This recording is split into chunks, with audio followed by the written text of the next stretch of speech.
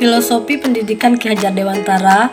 Di sini saya ingin sekali untuk menjelaskan kalau filosofi Ki Hajar Dewantara sebenarnya sudah saya terapkan dalam pembelajaran di kelas. Pertama, saya selaku pendidik selalu memberikan keteladanan kepada peserta didik saya, seperti memberikan contoh.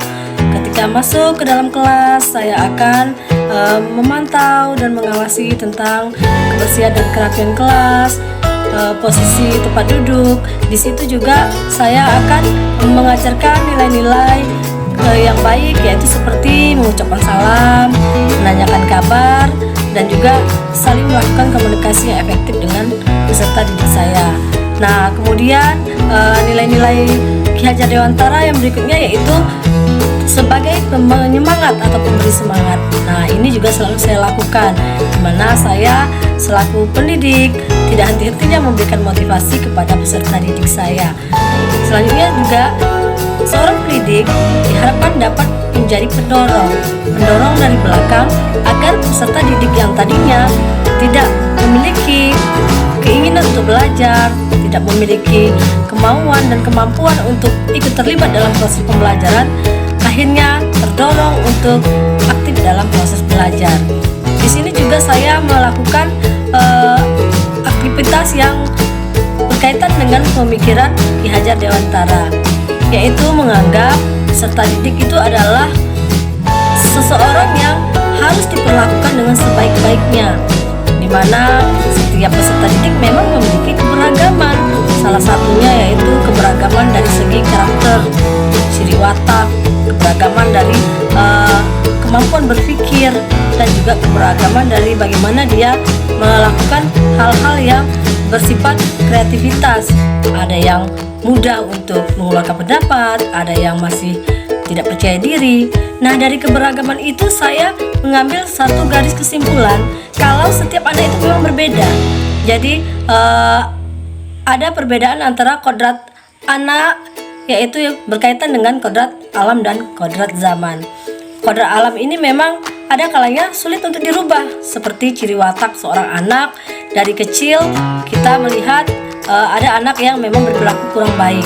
Nah, sebagai guru, disinilah tugasnya saya untuk menegaskan mana yang baik dan mana yang buruk tadi. Ada juga perilaku anak yang memang sudah sangat santun. Di sini juga seorang pendidik selalu memberikan penguatan kalau itu adalah perilaku yang baik dan harus terus dipertahankan.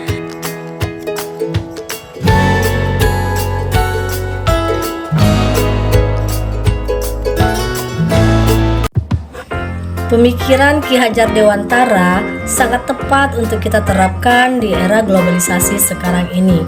Seorang pendidik tidak hanya mentransfer ilmu pengetahuan saja, namun lebih dari itu, seorang pendidik harus mampu menanamkan karakter-karakter baik. Nah, di sini seorang pendidik harus menyelaraskan antara kodrat alam dan kodrat zaman.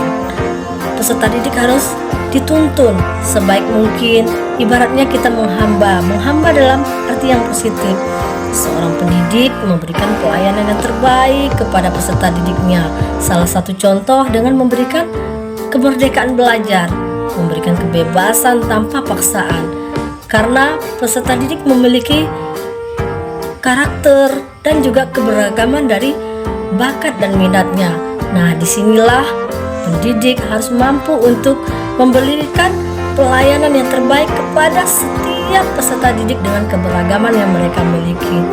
Nah, memang benar kodrat alam sulit untuk dirubah. Namun, pendidik jangan pantang menyerah.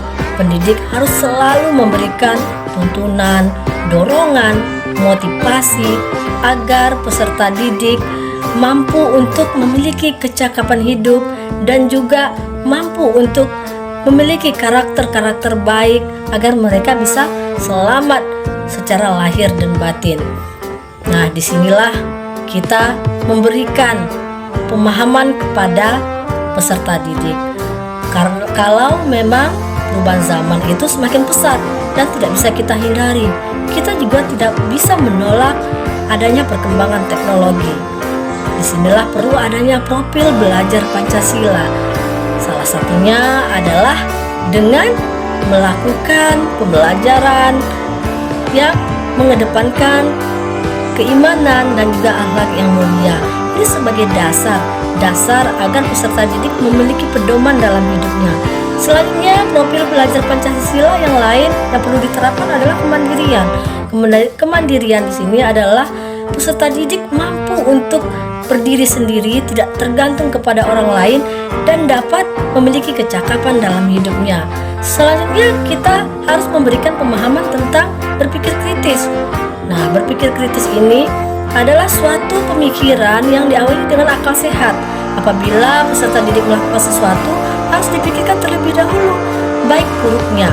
Contohnya ketika menggunakan gadget dalam kesehariannya, itu harus dipikirkan terlebih dahulu.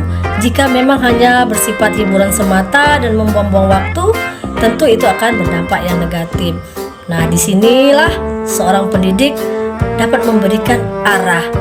Walaupun peserta didik diberikan kebebasan menentukan pilihan, kemerdekaan dalam belajar, namun tetap diarahkan agar peserta didik tidak salah arah.